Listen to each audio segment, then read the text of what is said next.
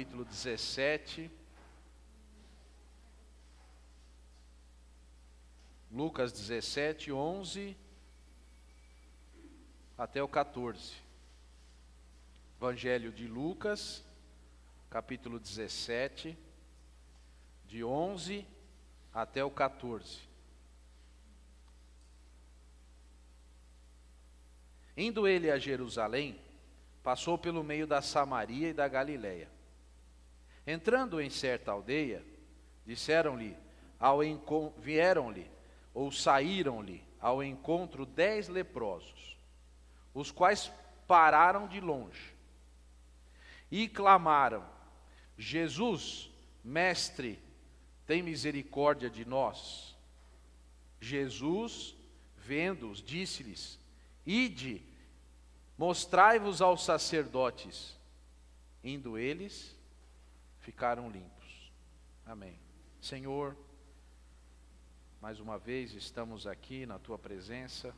Pedimos que o Senhor nos abençoe naquilo que vamos meditar sobre a Tua palavra. Fala com nossas vidas, fala em nossos corações. Em nome de Jesus, amém. Você pode assentar-se, que Deus abençoe sua vida.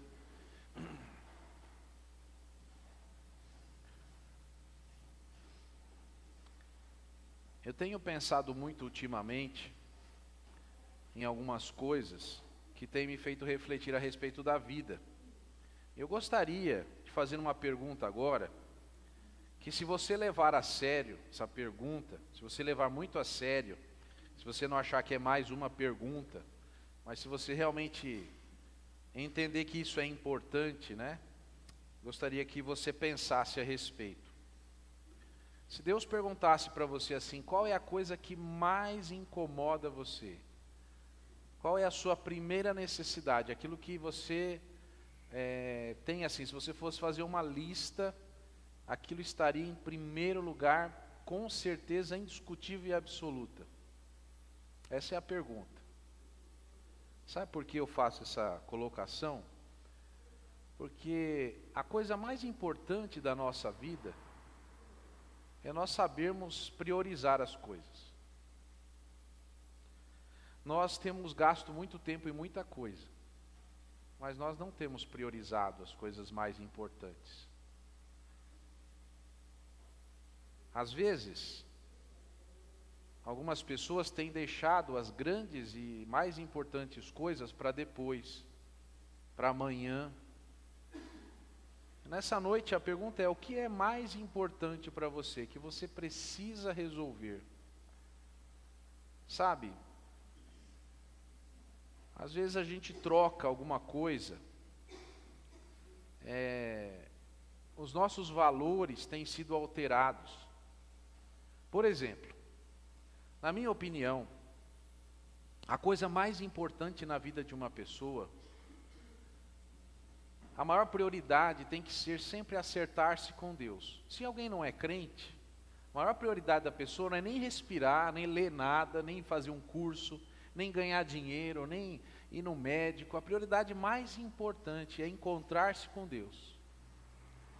A partir disso, a partir desse encontro com Deus, de deixar o Senhor Jesus ser o Senhor da vida dela, ela já resolveu o seu pior problema. Então existem outros agora. Mas esse é um problema muito importante, o mais importante de todos. Essa é a mensagem da igreja. A mensagem da igreja é uma mensagem de salvação. Quando nós colocamos, por exemplo, a cura física ou o dinheiro numa situação de maior importância do que o nosso relacionamento com o Senhor Jesus, no sentido de aceitá-lo, nós estamos trocando as coisas de lugar. Agora, isso é uma coisa para quem não é crente. Mas e para quem é crente? Para quem já encontrou-se com Jesus, qual é a maior prioridade? Na minha opinião, a maior prioridade de um crente é a busca da santificação, sem a qual ninguém verá o Senhor. Nós temos muitas dificuldades na vida. Nós passamos por muitos momentos difíceis que às vezes a gente fica perdido. Mas começa sempre por uma vida andando e fazendo a vontade de Deus. Porque quando nós estamos fora daquilo que Deus quer para nós, com certeza as coisas podem até dar certo, mas não adianta as coisas darem certo, se no fim o que interessa é andar com Deus. Mas vamos dizer que a pessoa aceitou a Jesus, e a pessoa ela é crente agora, e ela busca sempre uma vida de santificação. Se porventura ela comete um deslize, ela tem a preocupação de pedir perdão a Deus, ela faz isso, ela lê a Bíblia, ela fala: Senhor, mostra se eu tenho feito alguma coisa de errado, eu quero acertar. E aí ainda tem mais uma pergunta: e agora, qual é a coisa mais importante? Agora é com você, agora é a sua lista, é a sua prioridade. Se você já faz essas duas coisas, já aceitou a Jesus, e você já busca uma vida de santificação, então agora crê-se que você já esteja buscando a vontade de Deus, você já esteja com o olhar fito no Senhor, mas com certeza você pode ter alguma dificuldade. Aí a gente pode dizer que tem uma dificuldade de saúde, tem uma dificuldade de relacionamento, precisa aprender a perdoar, aprender a amar. Aí é uma questão de maturidade, mas você agora já tem que caminhar na sua vida. Nós temos aqui um texto que eu gostaria que você visse, que algumas coisas aconteceram com essas pessoas, esses 10 leprosos que se encontraram com Jesus. Vamos ver quais são essas coisas? Então a primeira coisa, não foram eles que de um modo abrangente foram até Jesus. Jesus estava passando perto deles, primeira coisa. Então, a iniciativa da busca, do encontro com o ser humano, sempre é de Deus. Sempre Deus age em primeiro lugar. Deus já mandou seu Filho, Jesus já morreu na cruz, Jesus já está de braços abertos nos esperando para que nós aceitemos essa maravilhosa salvação dele. Mas a iniciativa sempre é de Deus. Tanto que ele nos amou primeiro. Então, parte do princípio de que ele é digno, ele é aquele que merece o nosso respeito, porque sendo nós ainda pecadores, ele nos amou. Agora, uma vez que Jesus está passando perto da nossa aldeia, perto do lugar onde a gente está, já que ele veio, ele está próximo, como sempre está. Agora, nós encontramos aqui 10 pessoas que estão leprosas. E essas pessoas foram ao encontro de Jesus. Então, eu acho muito bonito aquele quadro pintado por Michelangelo, onde existe um homem que representa Adão, existe um ser que representa Deus, onde eles estão quase se tocando um com o outro. Então é essa busca, aonde eu me encontro com Deus que me encontrou. É como o apóstolo Paulo que vai dizer lá na segunda carta aos Tessalonicenses: eu me esforço para alcançar aquilo pelo qual já fui alcançado. E aqui nós temos esses 10 leprosos que estão longe. Por que eles não chegam perto? Aqui tem uma coisa muito importante. O leproso era proibido pela lei do Velho Testamento de chegar perto dos sãos. E onde ele passava, a lei diz isso, lá no Velho Testamento, que ele tinha que gritar. E sabe o que ele tinha que gritar? Impuro, impuro. Que coisa humilhante, né? Pare para pensar um pouco, a pessoa já é leprosa, já está banida da sociedade, não pode se aproximar de uma casa, de um lugar, tanto que esses leprosos, eles geralmente ficavam juntos, todos eles. Então isso ainda era pior, porque, por exemplo, se uma pessoa tinha um tipo de lepra, estando com os outros leprosos, a lepra passava de um para o outro ali, a coisa era muito pior, porque onde ele tocava, e aquilo era terrível. A lepra tem uma questão importante que eu não sei se todo mundo sabe, porque hoje a lepra tem remédio. Você não precisa ficar assustado com isso aqui, porque hoje nós temos remédio. Se alguém por acaso tiver uma mancha no corpo, e você tocar assim com uma coisa, né, não vou fazer, que senão as crianças vão ver, uma coisa pontuda, né? É você não sentir dor, você precisa procurar um médico na sua pele, alguma coisa. Fora no cotovelo, que o cotovelo não sente dor mesmo. Mas assim, algum lugar que deveria sentir dor, que você sabe que já, e você viu uma mancha, e aquilo lá não dói, você precisa procurar um médico, porque pode ser lepra, mas tem remédio. Hoje, tranquilo. Mas naquela época, a lepra era uma doença mortal, porque não tinha remédio. E a lepra tem uma característica, ela é uma doença que mata, que amputa, que cai pedaços, nariz, orelha, dedos, mas a pessoa não sente dor, não dói. Você nunca vai ver um leproso gritando de dor, porque como eu disse, a lepra, ela corta a sensibilidade, então exatamente. Agora, a lepra na Bíblia sempre é comparada ao pecado. Por quê? Porque o pecado é uma mancha, mata, mas a gente não percebe. A gente acha que está tudo bem. Estamos morrendo, estamos perdendo os pedaços, mas a dor não ocorre. O pecado sempre vem anestesiado. Mas a pessoa, quando ela percebe que ela está leprosa, então ela saía de casa e tudo. E como tem a ver com o pecado aqui, é muito interessante isso, que o pecado isola tanto vamos dizer assim, da convivência social, como também do relacionamento com Deus. E o leproso tinha que andar, quando ele ouvia que alguém estava se aproximando, ele tinha que gritar, impuro, impuro, a respeito dele. E aqui eles não chegam perto de Jesus, porque Jesus, ele não era leproso, então pela lei eles não podiam se aproximar. Agora, a primeira coisa que você vai ver no versículo 13, que é muito importante, eles clamam, e eles clamam pelo nome de Jesus. Primeira coisa. Então, eles dizem assim, Jesus. A palavra Jesus é uma palavra grega. A palavra hebraica, que é o que eles disseram em aramaico, é Yeshua, que quer dizer Deus é Salvador. Deus é a minha salvação. É igual ao nome de Josué, tá bom? Josué também é Yeshua. É que a gente chama de Josué porque passou pro grego e ficou meio misturado, mas o nome Josué do Velho Testamento é o mesmo nome de Jesus, porque é Yeshua. Você não precisa orar para Yeshua, porque Jesus sabe que Jesus que você está falando, a gente convencionou de chamar de Jesus, está tudo certo. Mas só para você saber, Ie, que é Deus, e Shua, que é Salvador. Então Deus é Salvador. A pessoa de Jesus é a salvação de Deus em pessoa. Entendeu? No nome. É tão claro e evidente que é difícil até de assim explicar, né? Quando você clama pelo nome de Jesus, você automaticamente está dizendo, Deus me salve, porque esse é o nome de Jesus.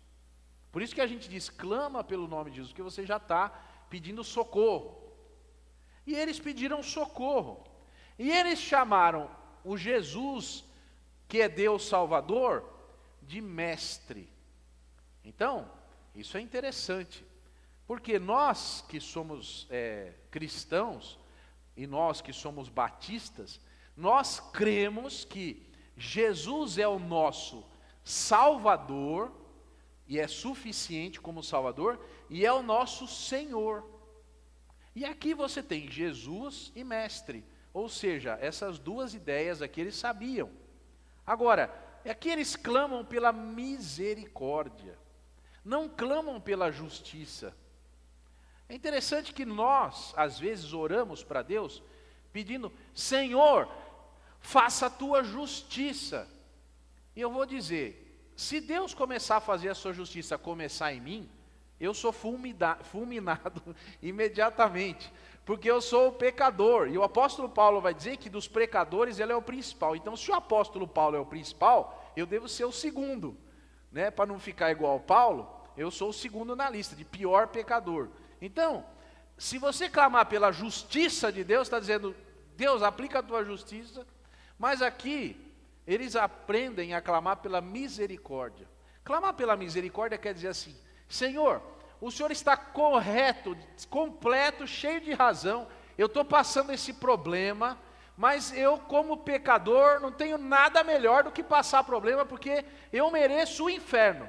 Eu sou pecador e a tua justiça sobre a minha vida é só me castigar, porque eu não tenho em mim mesmo dignidade nenhuma para ser nada.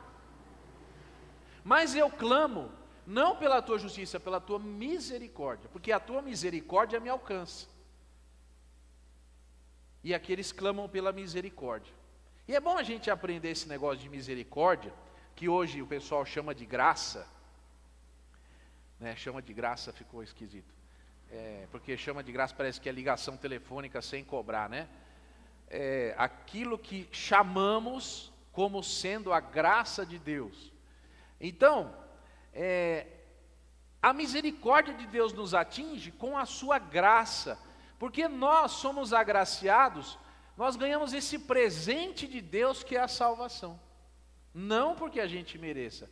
Se alguém pensa que mereceu a graça ou mereceu a salvação de Deus, essa pessoa vai para o inferno, porque a salvação é a partir do momento que a gente se arrepende dos nossos pecados, que a gente se considera leproso, pecador, indigno, impuro, que a gente pede de longe, fala: Senhor, eu não tenho coragem de entrar na tua casa, ousadamente, sem direito nenhum, eu entro na tua casa pedindo e clamando pela tua misericórdia. Senhor, não me trate segundo os meus pecados, mas me trata segundo a tua misericórdia, como o salmista vai dizer. Então a nossa oração, ela não pode ser uma oração exigente, ela tem que ser uma oração humilde, uma oração pelo caminho da misericórdia. Eu fico apavorado quando eu vejo alguém com o dedo apontando para Deus, dizendo: por que eu tenho direito de pedir, eu sou filho, e eu sei o que. Eu falo: Deus, tem misericórdia dessa pessoa, que ela não entendeu nada. E Deus tem, porque Jesus até na cruz vai dizer: Pai, perdoa-lhes, porque eles não sabem o que eles estão fazendo. Graças a Deus pela misericórdia dele. A Bíblia vai dizer que onde abundou o pecado, superabundou a graça. Então, por mais que alguém tenha pecado, lembre-se disso, por mais que alguém tenha feito alguma coisa errada, a graça de Deus é maior. Graças a Deus por isso. Deus não nos trata segundo nós merecemos, mas nos trata segundo o seu próprio amor. E eu vou dizer mais: se Deus só agisse com a sua plena justiça, sem a sua misericórdia, jamais nós estaríamos aqui, porque no momento em que Adão pecou, Adão fulminaria o universo e acabou. Mas foi a misericórdia de Deus, e a misericórdia de Deus que tem nos mantido até aqui.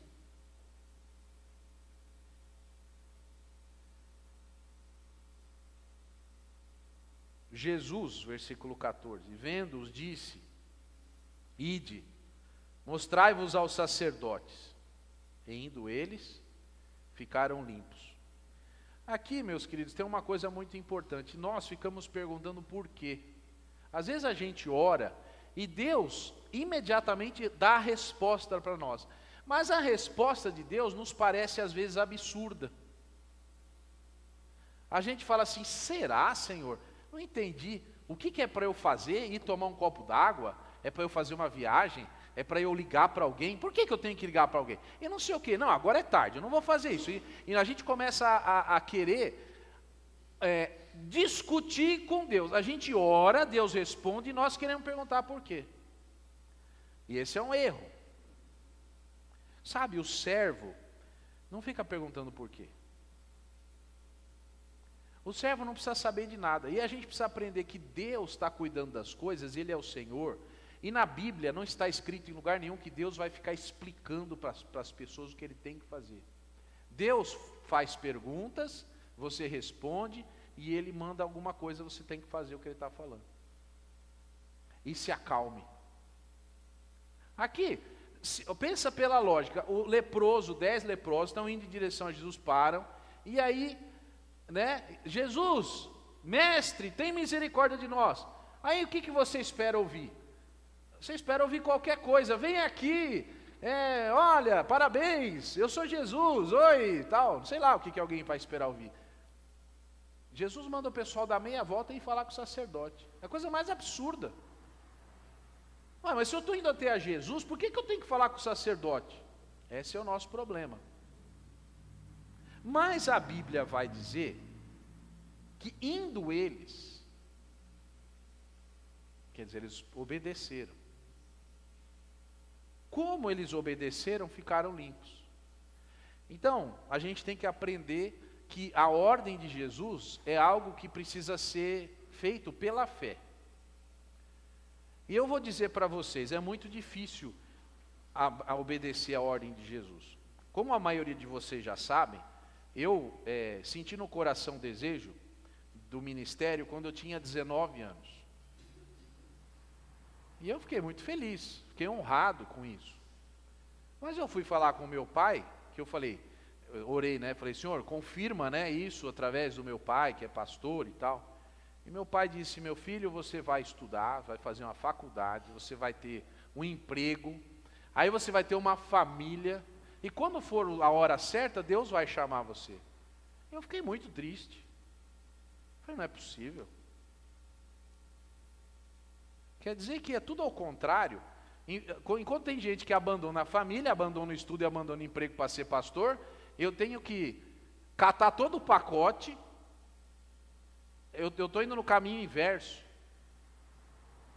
Tá bom. Aí passaram-se 25 anos.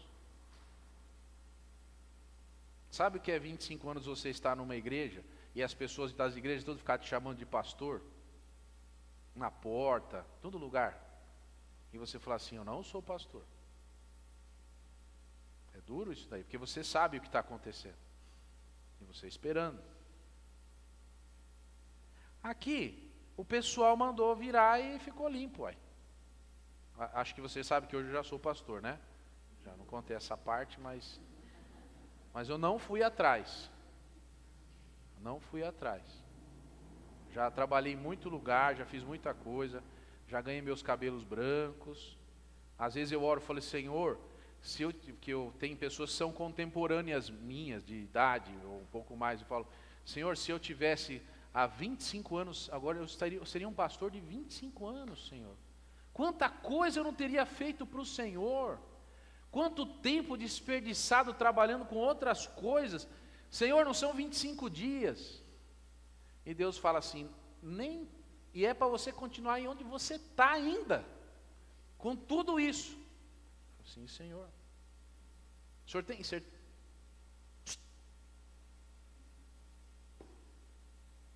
Mas, Senhor, então você também deve já ter orado, e Deus já deve ter falado, eu estou falando, desculpa, não tem como falar da vida dos outros, mas assim, você aí, deve ter uma história semelhante a mim em alguma coisa. Tá? Obviamente que eu também orei para casar, orei para um monte de coisas que aconteceram, mas eu estou só dando um exemplo. Também orei para que meus filhos nascessem. Oração, a gente ora por muita coisa, mas só quis dar um exemplo. E esse pessoal, ele virou e foi fazer o que Jesus mandou, por mais absurdo que parecesse. E aqui a gente às vezes tem esse problema, mas vamos continuar. 15. Um deles, vendo que estava curado, puxa, que situação, hein? A pessoa está doente. E quando ela obedece, Jesus dá uns passos lá, e por algum motivo ele olhou, não sei, ele soube que estava curado. Já pensou o coração desse moço? Soube que estava curado. Agora, ele volta glorificando a Deus em alta voz. Começa a gritar de alegria. Tudo que ele fez foi obedecer. Ele foi andar onde Jesus mandou. E agora, antes de ir para o sacerdote, isso é interessante, porque ele está desobedecendo. Você percebeu que ele está desobedecendo? Porque Jesus não mandou ele ir para o sacerdote? Mas observe uma coisa: mostrai-vos aos sacerdotes. Será que esse homem percebeu que Jesus também era sacerdote?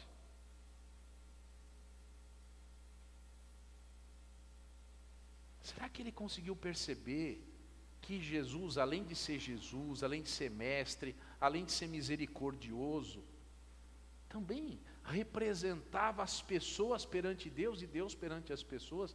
Então ele era um sacerdote. E ele agora se volta para Jesus e começa a glorificar a Deus. A alegria do coração de alguém que venceu o maior problema da sua vida. Sabe, às vezes eu fico assim, eu vou falar sério, uma coisa, às vezes a gente faz pregação, né, e pede para alguém aceitar Jesus, fala, você aceita Jesus? A pessoa faz assim, vem aqui na frente com uma cara de que parece estar indo no enterro. Eu estou para ver uma pessoa que aceite a Jesus, comece a gritar de alegria. Estou para ver alguém que diga assim, obrigado Deus, porque eu ia para o inferno, eu estava morrendo, estava cheio de pecado, e agora Senhor te louvo, porque eu estou livre, o Senhor me salvou, eu não sei o que fazer, tanta alegria. Estou para ver isso. Eu vejo as pessoas tímidas, né? Às vezes tem apelo que parece que você quase tem que ir lá, porque quem está pregando sabe porque está assim. Deixa eu explicar uma coisa. Ser pastor é fácil, mas ser pregador é um problema. Porque daqui onde eu estou, eu sou capaz de dizer o problema que você está passando. E principalmente quando uma pessoa tem que aceitar Jesus. Você já deve ter visto algum lugar um pregador, fala assim, eu preciso fazer apelo. Você já ouviu ele falando isso? É porque está vendo a pessoa ali, sabe até quem é. Fala, você aí, ó. Não é os irmãos lá, né? Fala, dá vontade de falar assim, você aí, ó, do terceiro banco de camisa, levanta e aceita Jesus, que o negócio é com você. Mas você não pode fazer isso. Porque senão a pessoa fala assim, eu aceitei a Jesus, obrigado. Então você tem que ficar, né? Mas você sabe, a gente não faz apelo à toa, para brincar de fazer apelo. E esse moço aqui, ele glorificou a Deus com toda a alegria dele, em alta voz. E agora ele chega até Jesus.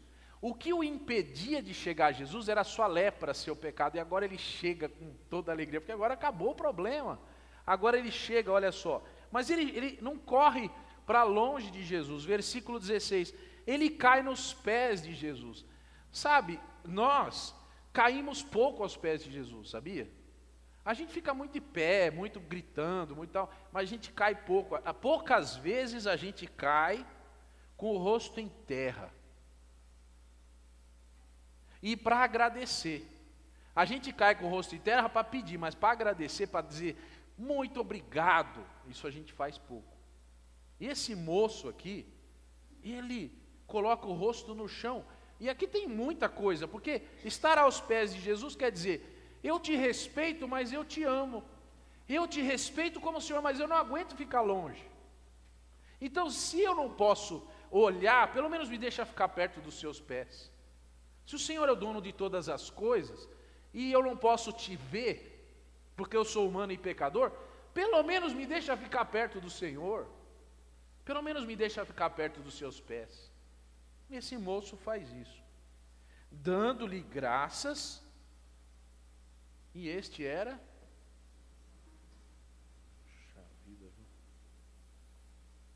sabe o que é um samaritano? O samaritano é uma pessoa que é assim, um mestiço de judeu, não é judeu mesmo. E Jesus não veio salvar o povo judeu em primeiro lugar, né? Ele veio pregar para os judeus, mas os judeus não aceitam e os outros, né? E vem um samaritano. Agora Jesus vai falar alguma coisa, olha o versículo 17. Não foram 10 os que foram limpos? Acho que Jesus não sabia fazer conta, né? Porque está perguntando. Não, é brincadeira. Onde estão os 9? Engraçado, Jesus não mandou o pessoal ir para os sacerdotes? Mas ele está esperando o pessoal voltar. Você percebe aqui que na verdade Jesus queria que eles tivesse 10 pessoas ali e não uma? Sabe, o nosso maior problema como pessoas assim é que a gente não fica perto de Jesus.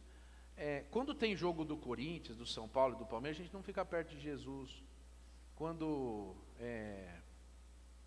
sei lá, quando acontece qualquer coisa, a gente se manda. Quando vai acabar a novela, de quarta-feira não tem o último capítulo de novela, mas tudo bem. Quando está nos últimos capítulos da novela,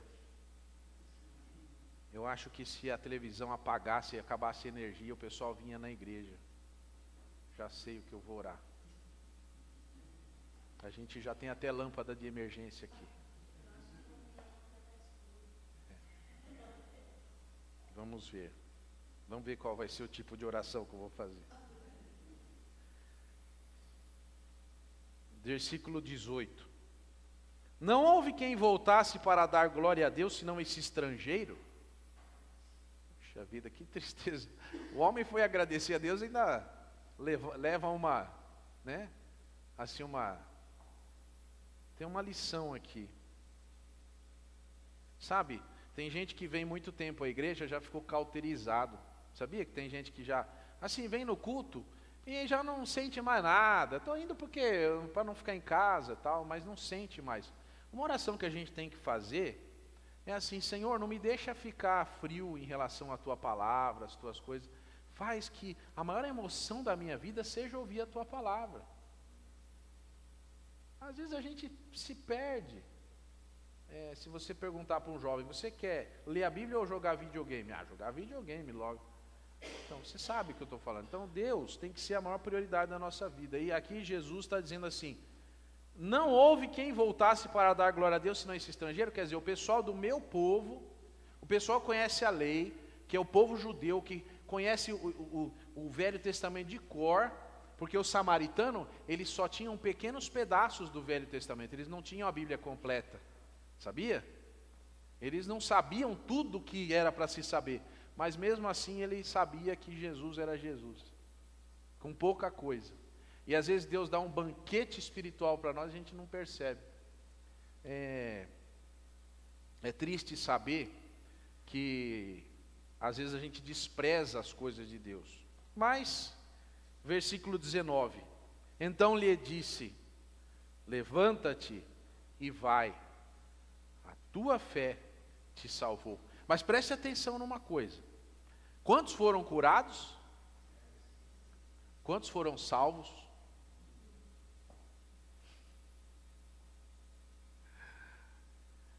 Qual é a coisa mais importante da nossa vida? Será que nós estamos colocando as prioridades no lugar certo?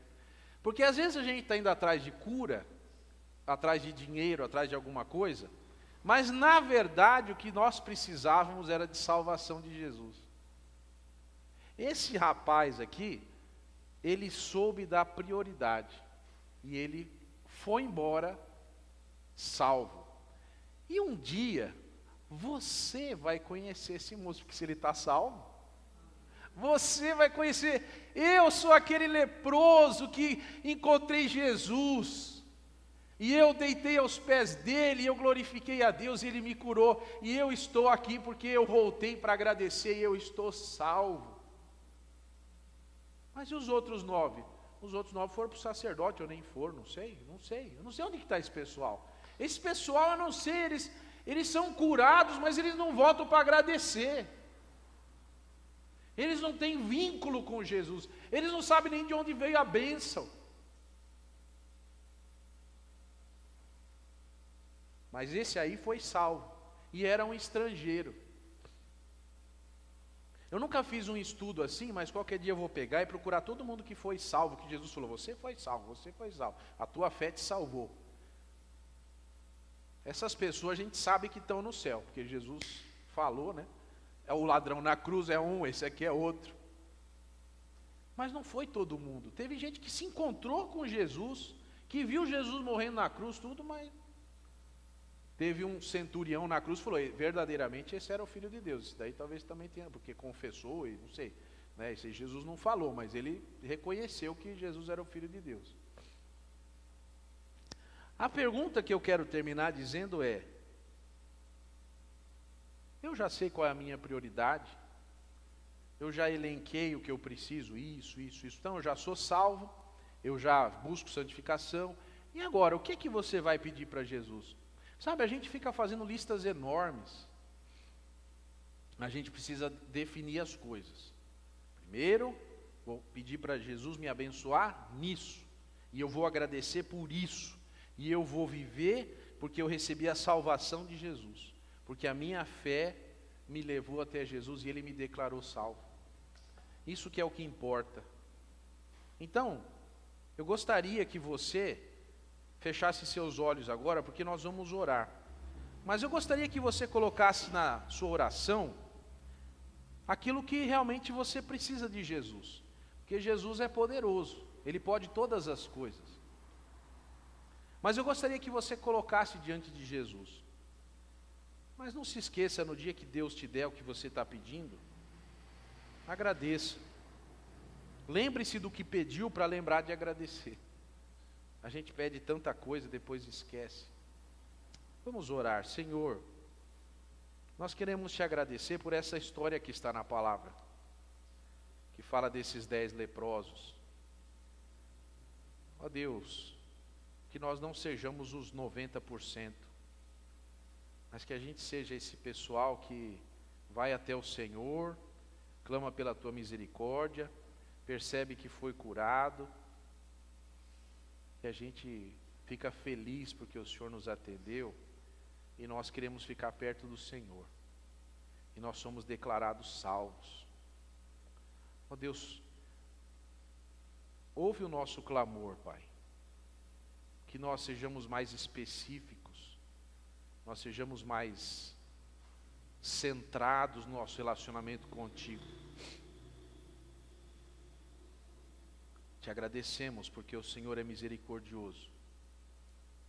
Fica com a tua igreja, em nome de Jesus, amém. Que Deus abençoe você. Vamos cantar o 446 para encerrarmos o culto? Vamos ficar de pé? 446, do Inário para o Culto Cristão. Brilho Celeste.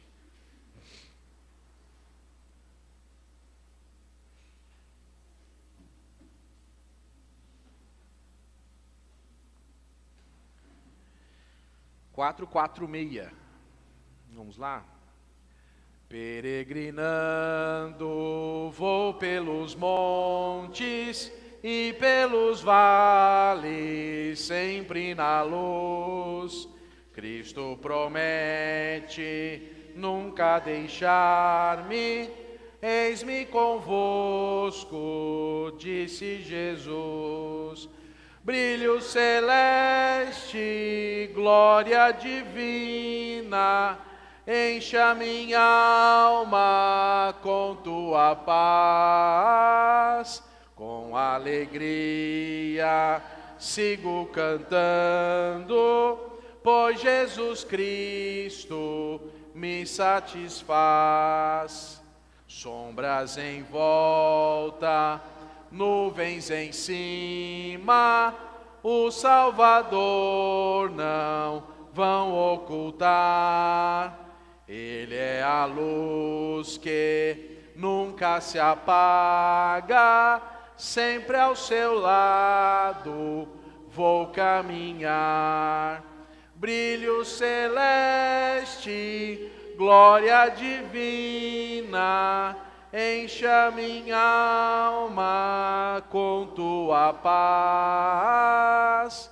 Com alegria sigo cantando, pois Jesus Cristo me satisfaz. Vão me guiando raios benditos que me conduzem para a mansão. Mais e mais perto, mestre seguindo, canto louvores da salvação. Brilho celeste, glória divina, encha minha alma com tua paz. Com com alegria sigo cantando, pois Jesus Cristo me satisfaz. Que Deus abençoe a todos, podem assentar-se. Na porta nós vamos servir um chocolate quente para os irmãos, tá bom? Então quem quiser, espere um pouquinho aí que já vai. Deus abençoe. Ah, já está lá, então já está.